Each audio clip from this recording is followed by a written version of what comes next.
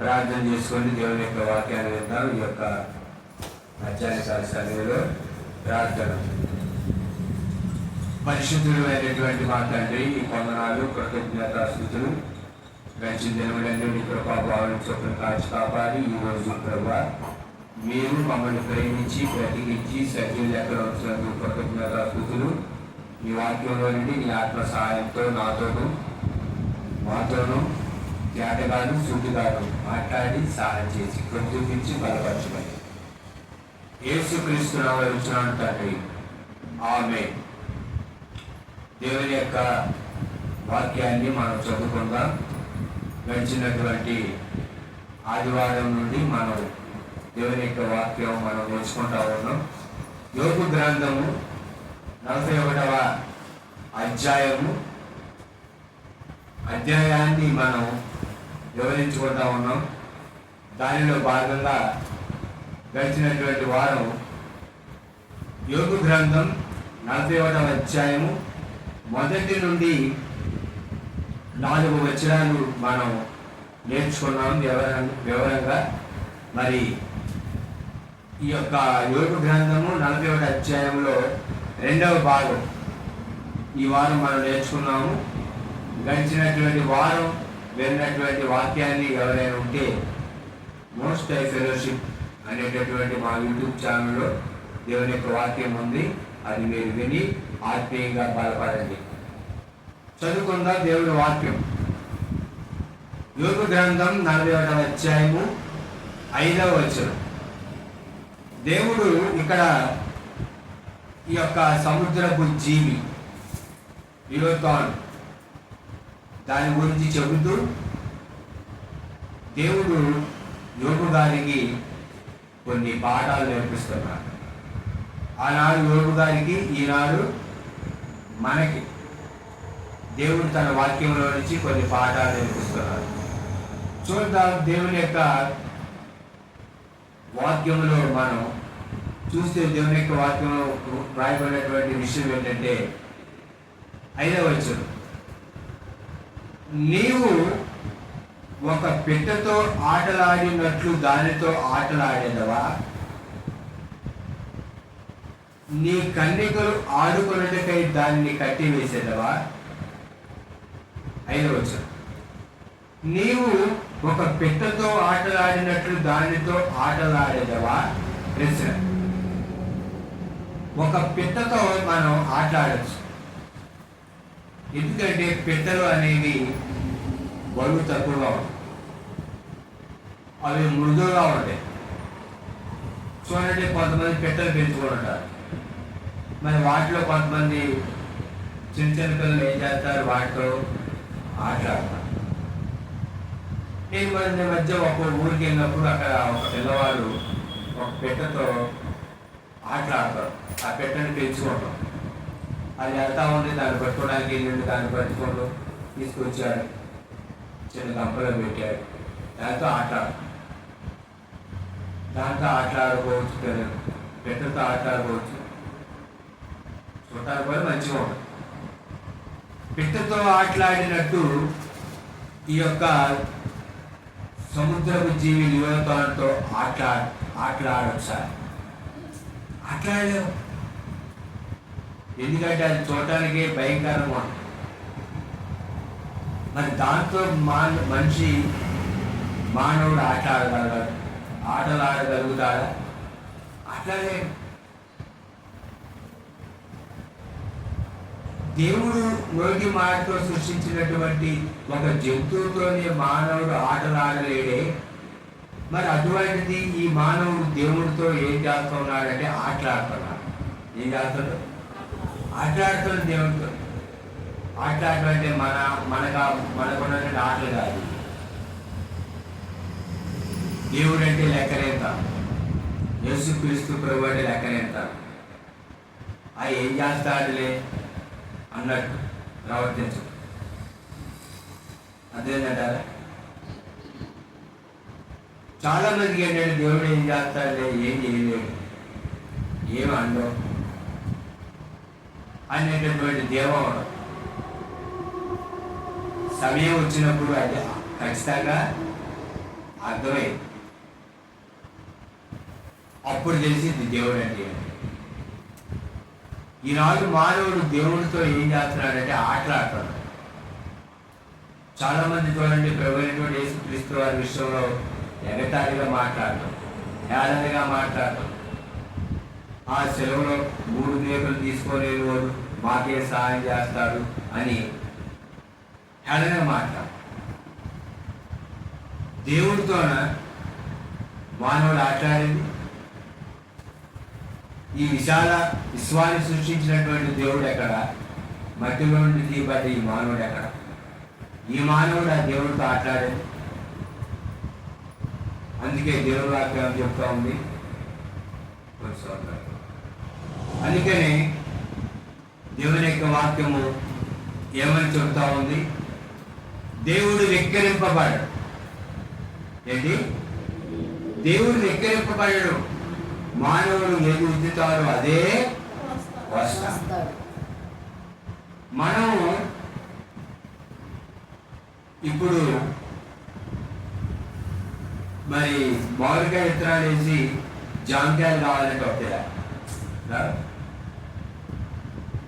మనం ఏదైతే విత్తామో అదే పంట పోస్తాం. అలాగనే మనం ఏదైతే ప్రవర్తన కలిగి ఉన్నామో దానికి ప్రతిఫలాన్ని తప్పకుండా అనుభవిస్తాం. కనుక ఈ వాక్యం ద్వారా దేవుడు మనతో నేర్పుతున్నటువంటి పాఠం ఏంటంటే, జాగ్రత్త, మానవుడు దేవుడితో ఆటలాడకూడదు. ఏం చేయకూడదు? ఆటలాడకూడదు. దేవుడితో ఆటలాడు. తర్వాత దేవుడి వాక్యం రాయబడింది, నీ కన్యకులు ఆడుకున్నట్టుగా దాన్ని కట్టివేసేదవా? కట్టేస్తావా? దాన్ని కట్టేలేవు. ఒక మేకని కట్టినట్టు, గొర్రెను కట్టినట్టు, ఆవును కట్టినట్టు, గేదెను కట్టినట్టు, ఎద్దును కట్టినట్టు, జొన్నపోతులు కట్టినట్టు దాన్ని కట్టేయలేడు మనిషి. ఎందుకంటే అది బలమైనది. అటువంటి బలమైన జీవిని దాన్ని ఏం చేయలేడంటే దాన్ని కట్టివేయలేడు మనిషి. కట్టేస్తావా? కట్టేలేవు.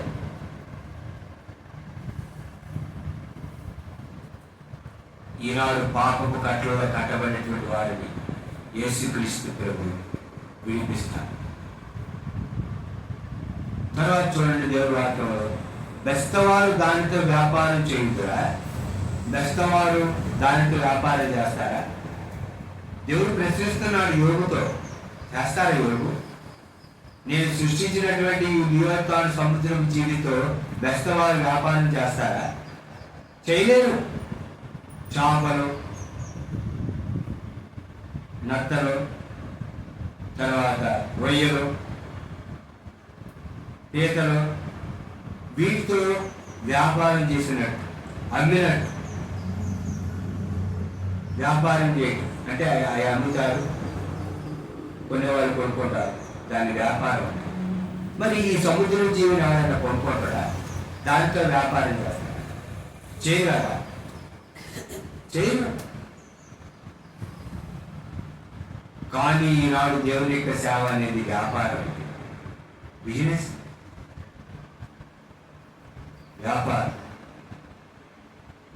దేవుని వాక్యం చెప్తారు, ఎంత కానుకిస్తారు, ఎంత ఇస్తారు, మాకు రేటు పెట్టారు, ఇంత ఇస్తేనే వాక్యం చెప్తారు అని దేవుని వాక్యాన్ని డబ్బుతో కొనగలమా? నిత్య జీవం కలిగిన మాట కలిగినటువంటి దేవుని వాక్యాన్ని డబ్బుతో కొనగలమా? ఎంత డబ్బు అయితే దేవుని వాక్యాన్ని కొనలేము. వెండి బంగారు నాణ్యాల కంటే విలువైంది దేవుని యొక్క వాక్యం. యేసుక్రీస్తున్నాము రక్షణ, పరలోకం కొనలేము అనే వాస్తవాన్ని మనం తెలుసుకోవాలి. చూడండి దేవుని వాక్యం రాయని మాట ఏడవచ్చు, దాని ఒంటి నిండా ఇనుప సోలంలో వచ్చగలవా? దాని తల నిండా చేప అలుగులు వచ్చగలవా? దాని ఒంటి నిండా ఇనుప సోలంలో వచ్చగలవా? ఉచితావా ఇనుప సోలాలు? గుచ్చలేవు. ఎందుకంటే అది బలమైనది. ఇనుముతో తయారు చేసినటువంటి సోలాన్ని నువ్వు గుచ్చలేవు. ఎందుకంటే దేవుని యొక్క బలానికి అది నిదర్శనంగా ఉంది. దేవుని యొక్క బలానికి అది గుర్తుగా ఉంది. దానిని ఇనుప సోలాలతో గుచ్చలేదు. దాని తల నిండా చాప అలుగులు గుచ్చగలవా? ఎవరు గుచ్చుతావా? నీవు గుచ్చలేవు. తర్వాత రాయబడిన మాట, దాని మీద నీ చేయి వేసి చూడును, దానితో కలుగు పోరు జ్ఞాపకం చేసుకొని వెళ్ళవచ్చు. నీవు మరలా అలాగను చేయకుందువు. దాని మీద నీ చేయి వేసి చూడుము. దాని మీద చేయి చూడు. ఇప్పుడు మనం గేదెల మీద, ఆవుల మీద, ఎద్దుల మీద, దున్నపోతుల మీద చేసేటట్టు ఇట్లా అంటాం నిమిత్తం. అలాగున ఈ బలమైనటువంటి సముద్ర జీవి మీద చెయ్యి వేసి ఎట్లా నిమిత్తం ఎవరే? ఒకసారి ఒక రాజు గారు మరి కూర్చొని ఉంటే ఆయన ఒక పులిని పెంచుకుంటా ఉన్నాడు. పులి పిల్లలను దేన్ని పులి పిల్లలు పెంచుకుంటా ఉన్నాడు. ఈ రాజుగారికి ఈ పులి పిల్లలు అలవాటు కాబట్టి రాజుగారి దగ్గరికి వచ్చింది. మంచిగా ఆయన నెమతా ఉంటే పిల్లిని నెమతా ఉంటే అది కూడా ఏం మాట్లాడదు. రాజుగారి పక్కన ఒక ఆయన కూడా రాజుగారు ఈ పులిని నెమర్తే ఎట్లా ఇట్లా అంటా ఉంటే తల చేసి అవనట్లేదు. నేను కూడా దాని మీద చేసి ఎట్లా ఎట్లా అందామని అంటా ఉన్నాను. అంతటి ఎంత పెట్టి అట్ట కొట్టింది పులి. ఎంత బలం జరిగింది, ఎంత డబ్బులు అయితే తెగిలాగా. అలాగా ఇక్కడ మరి దానితో కలుగు పోరు నీవు జ్ఞాపకం చేసుకునేలా నీవు మరలా అలాగూ చేయకూడదు. దానితో కలుగు పోరు అంటే యుద్ధం, తగాదా. దానితో నీవు యుద్ధం చేస్తావా? దానితో నీవు తగాదా ఆడతావా? నువ్వు అలాగ ఆడాలనుకుంటే నీవు జ్ఞాపకం చేసుకునేలా నువ్వు మరలా అలాగో చేయకూడదు. మరలా అలా చేయలేవు నువ్వు అసలు. అమ్మో, దానితో యుద్ధం చేయలేవు. చాలా మంది చూడండి, కొన్నిసార్లు మనం చూస్తే మరి ఎద్దులు కానీ దున్నపోతులు కానీ మెదకుండా ఉంటే వాటిని కొంతమంది ఏం చేస్తూ ఉంటారు? దాన్ని రేపుతారు, దాన్ని కోపం చెప్తారు. ఇక దాగిద్దా? ఈనాడు దేవుడితో యుద్ధం చేస్తా ఉన్నాం. ఎవరితో? దేవుడితో యుద్ధం చేసి ఎవరైనా గెలవగలరా? గెలవలేరు. అందుకని సౌలు గారితో దేవుడు అన్నాడు, ముని కొనలకు ఎదురుతానంటే న్యాయమా? సౌలా సౌలా, నీవెందుకు నన్ను హింసించున్నావు? నా పిల్లల్ని ఇబ్బంది పెట్టి నన్ను ఇబ్బంది పెట్టాడు కాదా? దేవుడితో యుద్ధాన్ని దిగాడు సౌలు. యెరూషలేములో ఉన్నటువంటి ప్రభువుని అంగీకరించినటువంటి వారిని కొట్టి తిక్కి చెరసాలలో వేసి, సిరియాలో ఉన్నటువంటి దమస్కులో దేవుని పిల్లలు ఉన్నారని తెలిసి వాళ్ళని పట్టి తెచ్చి చెరసాలలో వేసి బంధించి ఈ మార్గంలో ఉన్నటువంటి వారిని ఇబ్బంది పెట్టాలని దమస్కు మార్గాన ఆయన యెరూషలేము నుండి అధికారులతో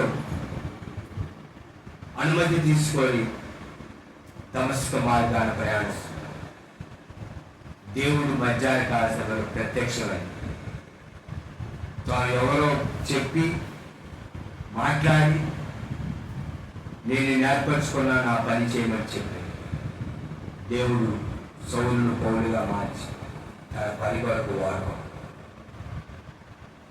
ఈనాడు మానవుడు దేవుడితో ఏమి చేయాలని చూస్తున్నాడంటే యుద్ధం చేయాలని చూస్తున్నాడు.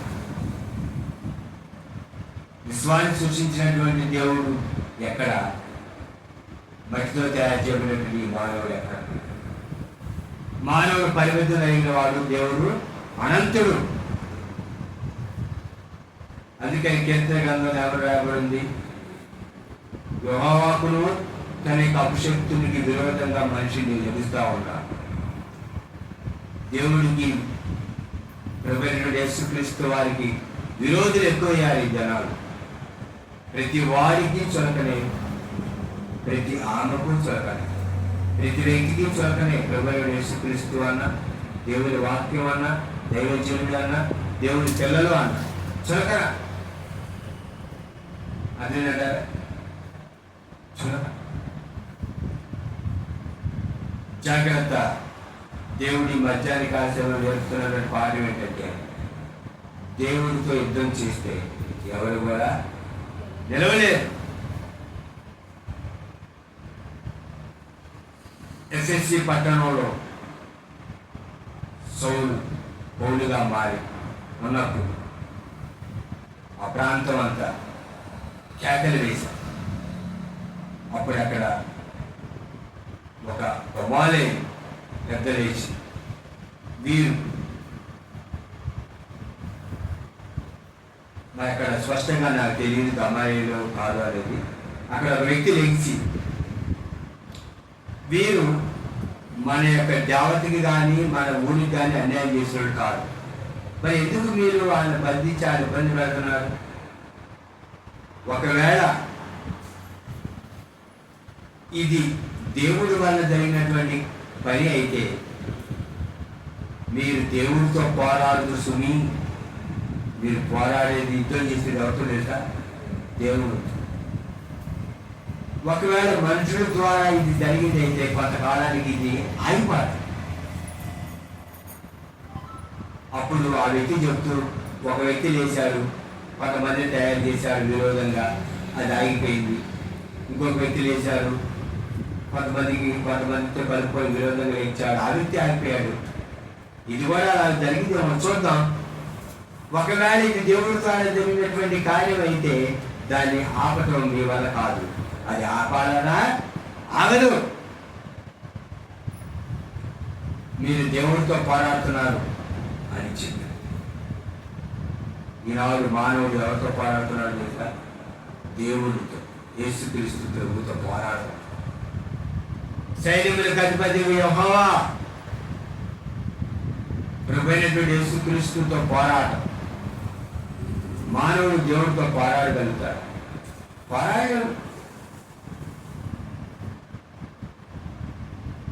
పోరాడు. దేవుడితో పోరాడకూడదు మానవుడు, దేవుడితో సమాధాన పడాలి. యేసుక్రీస్తు ద్వారా దేవుడితో మనకి ఏం కలిగిందంటే సమాధానం కలిగింది. శిలువలో దేవుడి యొక్క ఉగ్రత మన మీద నిలుచుండగా యేసుక్రీస్తు ద్వారా దేవుడికి, తండ్రి అయిన దేవుడికి మానవుడికి మధ్య యేసుక్రీస్తు ద్వారా ఏం కలిగిందంటే సమాధానం కలిగింది. సమాధానకర్త అధిపతి యేసుక్రీస్తు ప్రభువుని అంగీకరించి పశ్చాత్తాపడి రక్షించబడాలి. మానవుడు శిలువలో ప్రభు ప్రాణం పెట్టారు, రక్తంగా వచ్చారు. కనుక దేవుడితో సమాధాన పడాలి. వచ్చారు. దాన్ని చూచినప్పుడు మనుషులు దానిని వశపరుచుకుంటూ మన ఆశ విడిచెదరు. దాన్ని పట్టుకోవాలి, దానిని లోపరుచుకోవాలి అని ఆశ విడిచిపెట్టారు. దాన్ని పొడ చూచిన మాత్రం చేత నేను ఎవరికైనా గుండెలు అవిసిపోవును కదా. దాని రేపటికైనా తెగింపగల సూర్యుడు లేడు. దాన్ని రేపటానికి తెగించి ముందుకొచ్చేటటువంటి వీరుడు సూర్యుడు లేడు. దేవుడే వీరుడు, దేవుడే సూర్యుడు. దేవుడు సృష్టించినటువంటి ఆ జంతువుని చూసి నేర్చుకోవాలి. దేవుడు వీరుడు, సూర్యుడు. కానీ మానవుడు అనుకుంటాడంటే నేను వీరుడిని, వేరాది వీరుని, స్వరాజు సూర్యుడు. చాలా మంది చూడండి, ఎవరైనా మాట్లాడుతుంటారంటే చూడటానికి అది పక్కగా ఉంటుంది, పెద్ద గాలి కింద పోయేటట్టు. కానీ ఈయన ఏమంటాడంటే, నా చేతిలో నుంచి నిన్ను ఎవరైనా తప్పించుకుంటారా? నా చేతిలో నుంచి నిన్ను ఎవరు తప్పించలేరు. దేవుడు దిగి వచ్చినా సరే నా చేతిలో నుండి నిన్ను తప్పించడం ఎవరు కూడా సాధ్యం కాదు అంట. ఈ మనిషి ఎంతైంది మనిషి, మానవుడు ఎంత బలవంతుడే, మానవుడు బలవంతుడు. 5 వార్తలు 6 విరోచనాలు అయితే మానవుడు ఎంత బలవంతుడు అనేది తెలిసిపోతే లెగటానికి ఓడిపోయాడు. అది మానవుడి బలం, అది మానవుడి యొక్క శక్తి. కానీ మానవుడు సూర్యుడిని నేను వీరుని, దేవుడు వీరుడు, ఆయన సూర్యుడు.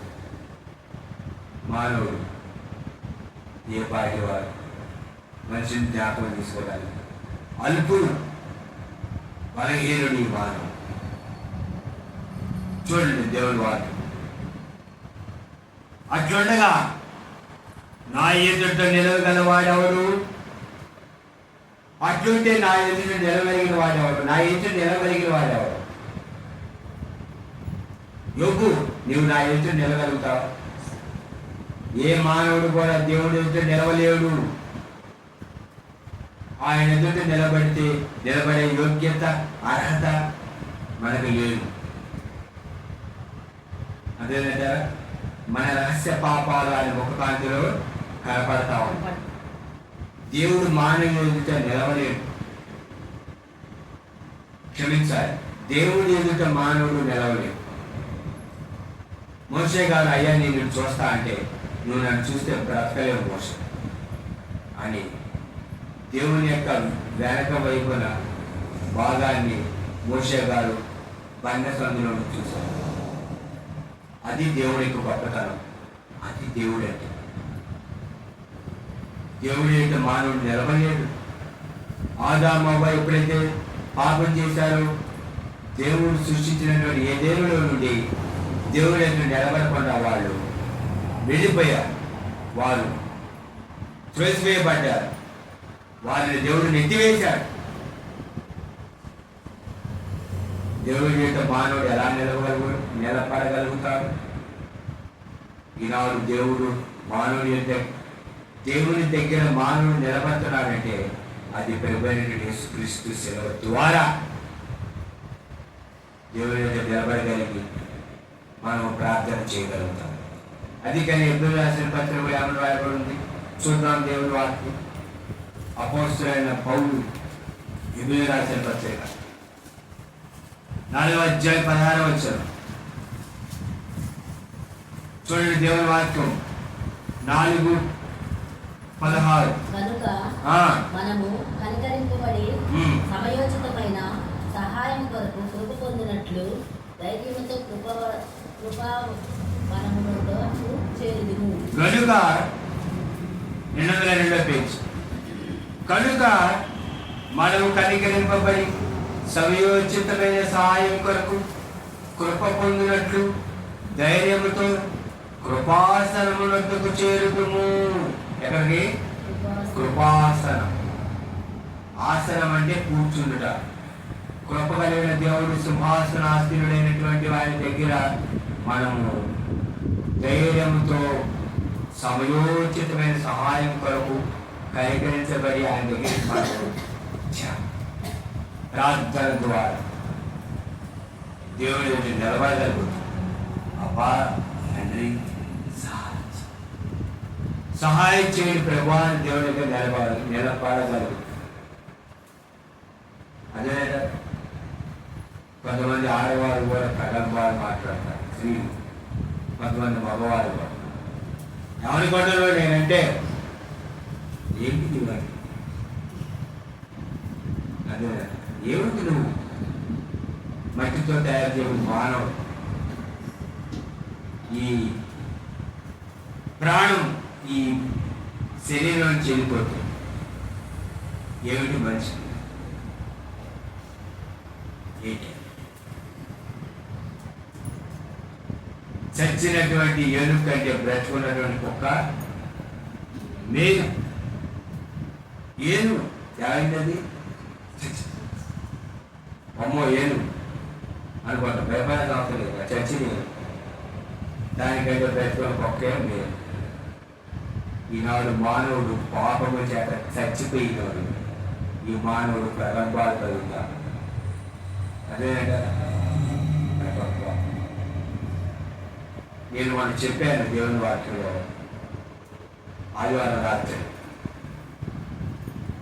ఈ భూమిని సృష్టించినటువంటి దేవుడు, నోటి మారి చేత ఈ భూమిని సృష్టించినటువంటి దేవుడు, ఈ భూమి ఆకాశాలు దేవుడిని,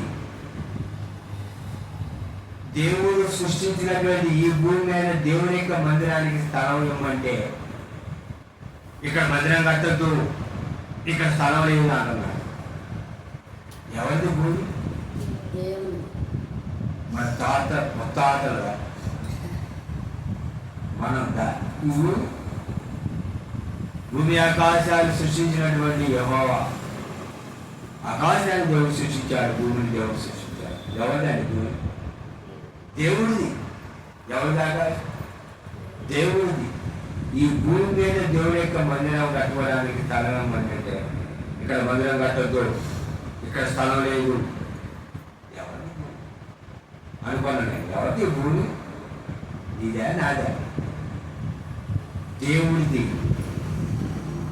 దేవుడు సృష్టించిన భూమి, దేవుడు సృష్టించిన ఆకాశం దేవుడు కోరుకుంటున్నాడు ఈ ఉదయం. కనుక నా ఎదుట నిలవలిగిన వాడెవడు? దేవుని ఎదుట పాపం చేస్తున్న ఈ మానవుడు నిలబడగలుగుతున్నాడంటే ప్రభువైనటువంటి యేసుక్రీస్తు వారి యొక్క ఉచిత కృపను బట్టి దేవుని ఎదుట నిలబడగలుగుతున్నాడు ఈ మానవుడు. ఆ జంతువుతో పోరాడి, ఆ జంతువుతో దాన్ని రేపి దాని ఎదుట నిలబడగలిగిన వాడెవడు? దేవుడు సృష్టించిన సముద్రం జీవి ఎదుటే నిలబడలేని మానవుడు దేవుడు ఎదుట ఎలా నిలబడగలుగుతాడు? నిలబడలేదు. కానీ యేసుక్రీస్తు కృపను బట్టి మనం నిలబడగలుగుతాం. దేవుడు మనం క్షమించి ప్రేమించి రక్షించినటువంటి ఆ ఉచిత కృప రక్షణ ద్వారా యేసుక్రీస్తు దగ్గర మనం ఆయన సన్నిధిలో అమ్మా తండ్రి అని ఆయన కుమారుగా కుమార్తెగా మొరపెట్టేటటువంటి యోగ్యత యేసుక్రీస్తు ద్వారా దేవుడు మనకి అనుగ్రహించాడు. దేవుడు అయితే నిలబడాలి. ఉచితాన్ని చూద్దాం, నేర్చుకుందాం, విందాం, గ్రహిద్దాం. నేను తిరిగి ఇవ్వవలసి ఉన్నట్లు నాకెవరైనా ఏమైనా ఇచ్చినా, నేను తిరిగి ఇవ్వవలసి ఉండినట్లు నాకెవరైనా ఏమైనా ఇచ్చినా, యోగుతో దేవుడు చెప్తూ ఉన్నాడు. ఏమైనా ఇస్తాడా దేవుడు? దేవుడికి ఏమైనా తక్కువ అండి? దేవుడికి ఇవ్వదు ఎట్లా? దేవుడికి ఏమైనా తక్కువ? దేవుడు ఎందుకు నీ నుండి ఆయన అడుగుతున్నాడు? సంఘక్షేమం కొరకు, దేవుడి యొక్క సువార్త కోసం, దేవుడి యొక్క పోషణ కోసం. అంతేకాని దేవుడికి ఆమె తక్కువ దేవుడిగా నేను తిరిగి ఇవ్వవలసి ఉన్నట్లు నాకెవరైనా ఏమైనా ఇచ్చానా? దేవుడు తక్కువ ఏమన్నా? దేవుడు ఏమన్నా పేదవాడా? దేవుడికి ఇబ్బంది అంటే దేవుడికి ఇబ్బంది అంటే దేవుడికి మనం ఏదో ఇస్తున్నట్టు మనం ఇవ్వకపోతే దేవుడు బ్రతకలేడు అన్నట్టు మన మీదే దేవుడు ఆధారపడుతున్నట్టు భావిస్తూ ఉంటాం. మనం ఇవ్వకపోతే దేవుడి సేవ జరగనట్టు, మనం ఇచ్చేది దేవుడి సేవ జరుగుతున్నట్టు, మనం ఇవ్వకపోతే దేవుడు పోషించబడలేడు అన్నట్టు చాలామంది ప్రవర్తిస్తూ ఉంటారు. అలా భావన చేయమంటారు. కొంతమంది దేవుడికి 100 రూపాయలు ఇస్తే దేవుడు 200 చేస్తాడు. వడ్డీ వ్యాపారస్తుగా దేవుడు. లేకపోతే దేవుడు చాలా మంది అంటే దేవుడు ఎందుకు ఇస్తారు? దేవుడికి ఇస్తే దేవుడు మనకి డబ్బులు ఇస్తారు. వడ్డీ వ్యాపారస్తులుగా దేవుడికి 100 రూపాయలు తెస్తే దేవుడు 200. అలా ఆలోచన ఇస్తారు. నువ్వు ఇచ్చేది ఎందుకు? దేవుడు వడ్డీ కలుపుకొని ఇంటికి అలా భావన కలిగి ఉంటారు చాలా. దేవుడికి ఎలా ఇవ్వాలి? నీవు హృదయపూర్వకంగా ఇష్టపూర్వకంగా దేవుడికి ఇవ్వాలి. అదేనా? దేవుడికి ఇవ్వకపోతే ఎలా అని ఇవ్వకూడదు. దేవుడికి ఇవ్వాలి అనేది మన బాధ్యత. దానిపై దేవుడికి ఇవ్వాలి. దేవుడికి ఇవ్వకపోతే ఎట్టండి అన్నట్టు కాదు. చాలా మంది చూడండి, అదేనంట చాలా సంఘాలలో చాలా చోట్ల దాని మీద పేరు మన వారు గోకరించారు, ప్రొజెక్టెడ్ బై దాని మీద పేరు, యాభై వేల మీద పేరు, పళ్ళ మీద పేరు, స్తంభం మీద పేరు, ట్యాక్సీ మీద పేరు, బాక్సుల మీద పేరు, దాని మీద ఏంటి పేరు ప్రజెంటెడ్ బై. దేవుడికి మనం కుడి చేతితో ఇచ్చింది ఎలా చేయకూడా తెలియదు. దాని మీద మన పేరు. కొన్ని సంఘాలు అంటే పలానా ఇచ్చారని తెలియాలి. మరి పాప దేవుడు తక్కువ దానికి మనం ఇవ్వకపోతే ఎట్లా, మనం ఇవ్వకపోతే ఎట్లా అనే ఆలోచన భావన. ఎందుకంటే పెద్ద మీద పెద్ద అక్షరాలతో పేరు ప్రింటింగ్. కొన్ని చోట్ల మా పేరు రాలేదేంటి, 50,000 మీద, బాక్సుల మీద అని ముడుచుకునే వాళ్ళు కూడా ఉన్నారు. మా పేరు రాలేదండి, మేము అంత డబ్బులు ఇస్తే మీరు మా గురించి చెప్పలేదు మైక్లో.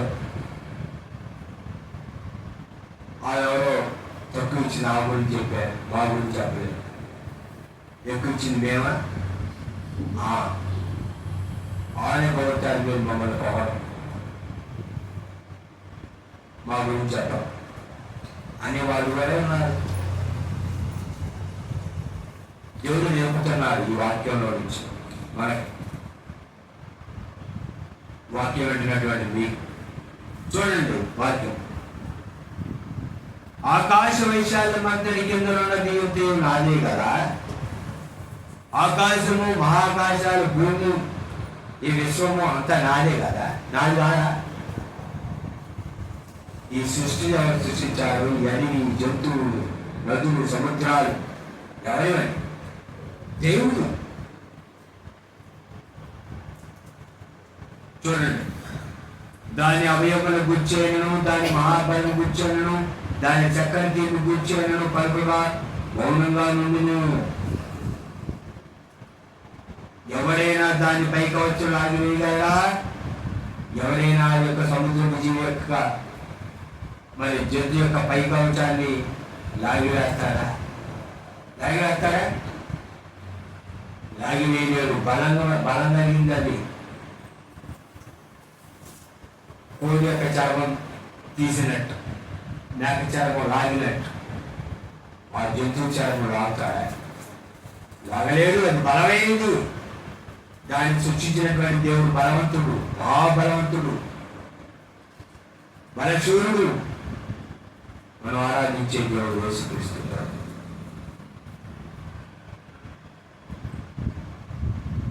దాని 2 దవడలు నడిపికి ఎవరైనా రాగలడా? దాని ముఖ ద్వారములు తెరవైన వాడెవడు? దాని పళ్ళ చుట్టూ భయకంపములు గలవు. దాని గట్టి పొలిసి దానికి అతి స్పందము. ఎవరు తీయలేని ముద్ర చేత అవి సంతన చేయబడి ఉన్నవి. అవి ఒకదానితో ఒకటి అతుక్కొని ఉన్నవి. వాటి మధ్యకు గాలి ఏమాత్రము చూడనేరదు. ఒకదానితో ఒకటి అతకబడి ఉన్నవి. బీదింప శక్యము కాకుండా అది ఒకదానితో ఒకటి కలుసుకొని ఉన్నవి. అది తుమ్మగా వెలుగు ప్రకాశించును. అర్థమైందా? దేవుడు అలాగే సృష్టించాడు ఆ జంతువు. అది తుమ్మగా వెలుగు ప్రకాశించు. అది తుమ్మితేనే వెలుగు ప్రకాశిస్తే మరి దేవుడు ఎవరు? వెలుగు, నిజమే వెలుగు. నిన్ను నన్ను వెలిగించినటువంటి వెలుగు, శిలలో మన పాపాల కొరకు ప్రాణం పెట్టి రక్తం కాల్చి నశించిపోతూ నిన్ను రక్షించడానికి ఈ భూమి మీదకి వచ్చినటువంటి వెలుగు, నిజమైన వెలుగు యేసుక్రీస్తు ప్రభు. ఆయన అంగీకరిస్తే, పశ్చాత్తాపడితే నిన్ను నన్ను ప్రభు వెలిగిస్తారు. ఈనాడు అనేకులను ప్రభు ఏం చేశారు తెలుసా? వెలిగించారు.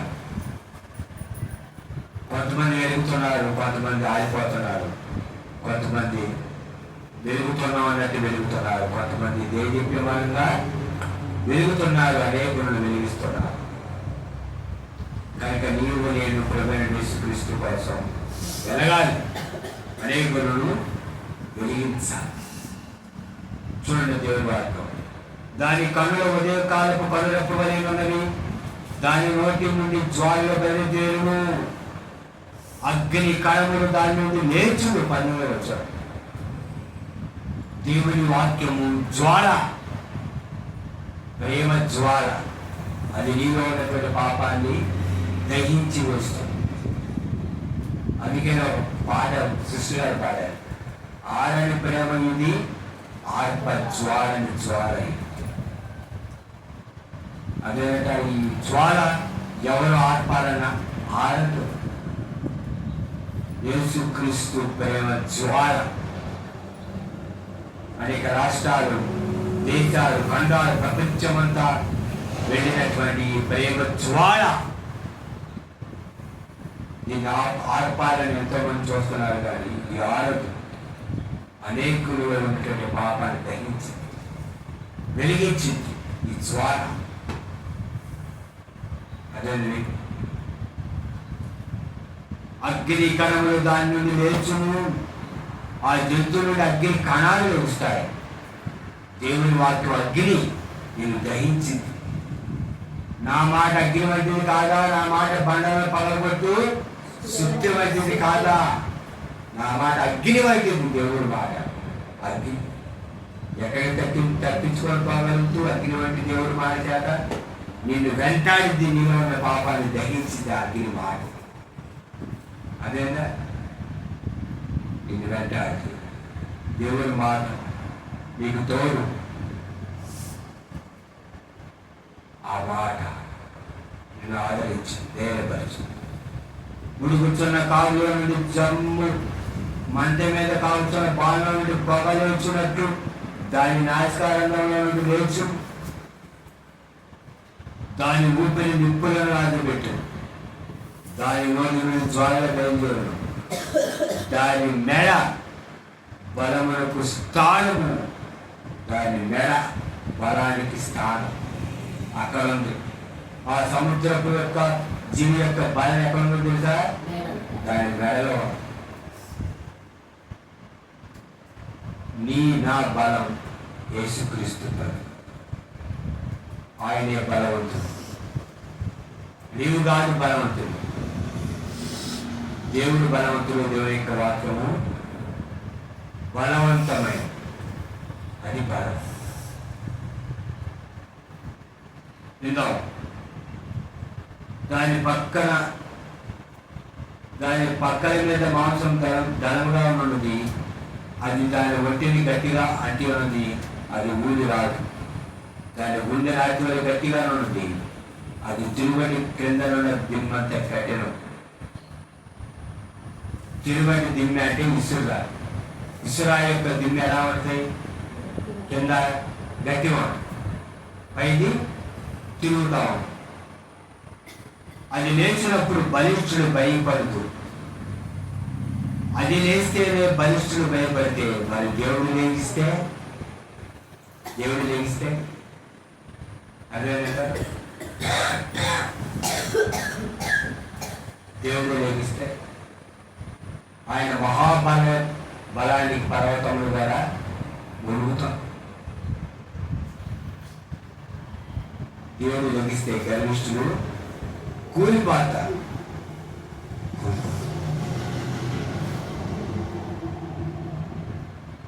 అధిక భయం వచ్చేట వారు అధిక భయం వచ్చేట వారు భయమడుతులు దాన్ని చంపడికే ఒక కటకముతూ వ్యర్థమే.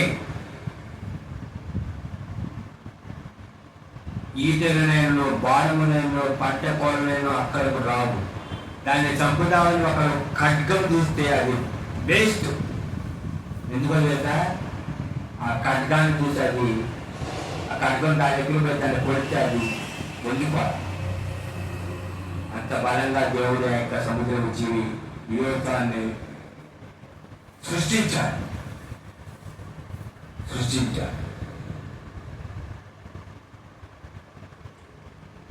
కనుక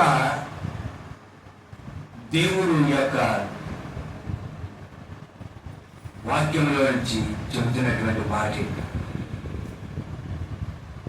దేవుడి యొక్క బలం, దేవుడి యొక్క గొప్పతనం, దేవుడి యొక్క శక్తి, దేవుడు అంతగా తనను తాను తగ్గించుకొని ఈ భూమి మీదకి వస్తాయి. మానవుడు దేవుని యొక్క శక్తిని తెలుసుకోలేనటువంటి స్థితిలో ఆ బలవంతుడైనటువంటి దేవుడు మన పాపాల కొరకు బలహీనుడుగా బొచ్చు కత్తిరించి వారు ఎదుటి గొర్రెపల్లి ఎలాగైతే మౌనంగా ఉంటుందో యేసుక్రీస్తు ప్రభు మౌనంగా ఉన్నారు. అదేనంటే నేను తండ్రిని వేడుకుంటే దేవదూతలు వచ్చి నన్ను రక్షిస్తారు. స్మాష్ అయిపోద్ది యెరూషలేము పట్టణం, నాశనం అయిపోద్ది. కానీ ఆ బలవంతుడైనటువంటి దేవుడు నీ కొరకు నా కొరకు బలహీనులుగా మార్చబడ్డాడు. ఎందుకో తెలుసా? పాపములో బలహీనతలో ఉన్నప్పుడు పాపంలో ఉన్నటువంటి నిన్ను విడిపించడానికి, నీవు బలహీనుడు, నీ పాపాన్ని జయించలేవు కాబట్టి యేసుక్రీస్తు ద్వారా దేవుడి వాక్యం ద్వారా నువ్వు పాపాన్ని జయించవచ్చు అని దేవుడు చెప్పి పాపాన్ని బలం నుండి నిన్ను విడిపించి రక్షించి మన భయాన్ని తొలగించి యేసుక్రీస్తు వారి ఈ పాపాల నుండి నిన్ను విడిపించాడు, నేను రక్షించాను. కనుక దేవుడి బలాన్ని, దేవుడి యొక్క వాక్యాన్ని ఎప్పుడు ఎక్కడ మనం తక్కువగా అంచనా వేయకూడదు. ఆనాడు యోగు గారికి, ఈనాడు మనకి దేవుడు నేర్పుతున్నటువంటి మాట. బలవంతుడు దేవుడు అయితే నువ్వు నేను నిలబడగలుగుతున్నామంటే అది దేవుని యొక్క కృప, యేసుక్రీస్తు వారి యొక్క త్యాగం. కనుక యోగు గ్రంథంలో 41వ అధ్యాయంలో ఈరోజు 2వ భాగంలో నుండి దేవుడు మనకు నేర్పుతున్నటువంటి పాఠం, ఎవరు నిలబడగలుగుతారో దేవుడు. గొప్పవారు, వీరులు, సూర్యులు, చక్రవర్తులు, మహాచక్రవర్తులు ఎవరు నిలబడరు. అదే నీవు మనుషులు జ్ఞాపకం చేసుకున్నట్టు వారు ఏ పాటి వారిని కొంచెం తక్కువగా చేశారు. అదేనంట దేవుడు మనల్ని చూస్తే మనం దేవుడికి ఎలా నిలబడగలుగుతాం? నిలబడలే. అతిక్రమణం దాచిపెట్టేవారు ఒత్తిడి కానీ ఉప్పుకొని విడిచిపెట్టేవారు కనికరం పోయి మనం అతిక్రమణ మనం ఒప్పుకుంటే మనల్ని క్షమించి ప్రభు కనికరాన్ని ఇచ్చి ఆ నిమిత్తం మనల్ని నిలబెడతారు తన వాక్యంతో. కనుక ఆయన కృపాసనములతో ధైర్యంగా మనము సమయోచితమైన సహాయం కొరకు నిలబడగలుగుతాం. కనుక యోగ గ్రంథం 40 అధ్యాయం నుండి దేవుడు మనతో నేర్చుకున్నటువంటి మాట. గడిచిన వారం విన్నటువంటి వాక్యాన్ని ఎవరైనా వినకపోతే మరలా మీరు యూట్యూబ్లో మన యొక్క మోస్ట్ ఫెలోషిప్ ఛానల్లో దేవుని వాక్యం ఉంది, వినండి. ఇక ఆత్మీయ వాక్యాలు మీరు నేర్చుకోండి.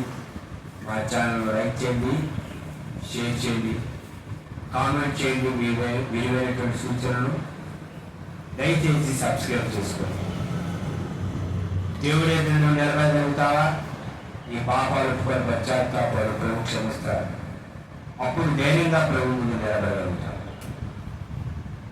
ఆనాడు అన్నయ్య సభ్యుల పాపం చేసినప్పుడు దైవజనుడైనటువంటి పేతురు గారి ముందు నిలబడలేకపోయారు.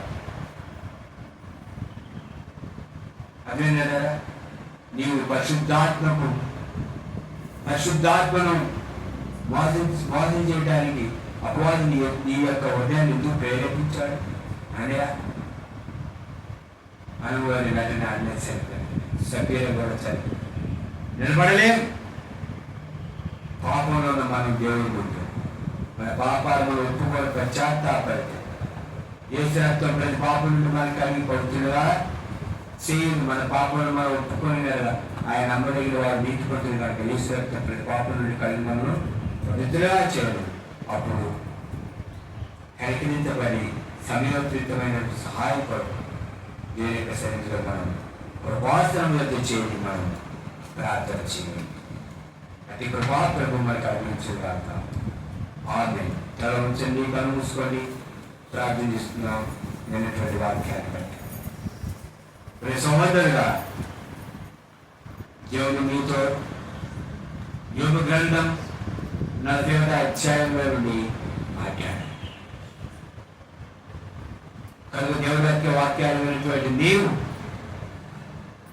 దేవుడి యొక్క నిలబడాలి అంటే నీ పాపాలు ఒప్పుకొని పశ్చాత్తాపడి యేసుక్రీస్తు నీ పాపాలు కనుక్కుంటే దేవుడి ఎదుట నువ్వు నిలబడగలుగుతావు. ఆనాడు ఆదామవులు దేవుని ఎదుట నిలబడకుండా పాపం చేసినప్పుడు ఏదేని తోట నుండి ఎత్తివేయబడ్డారు. అని ఆ సభ్యుల పాపం చేసినప్పుడు దైవజనులైనటువంటి పేతురు గారి ముందు నుంచి వెళ్ళిపోయారు, చనిపోయారు.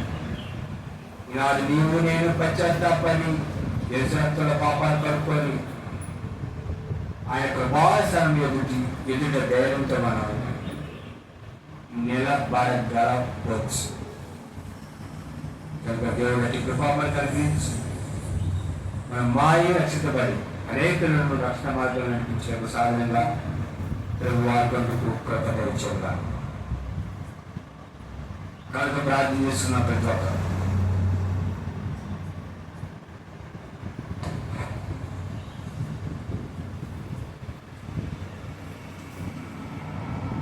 మా యొక్క మోస్ట్ హై ఫెలోషిప్ అనే యూట్యూబ్ ఛానల్ లైక్ చేయండి, షేర్ చేయండి, దయచేసి సబ్స్క్రైబ్ చేసుకోండి. మీ యొక్క విలువైన సూచనలు సలహాలు కామెంట్ రూపంలో తెలియజేయండి.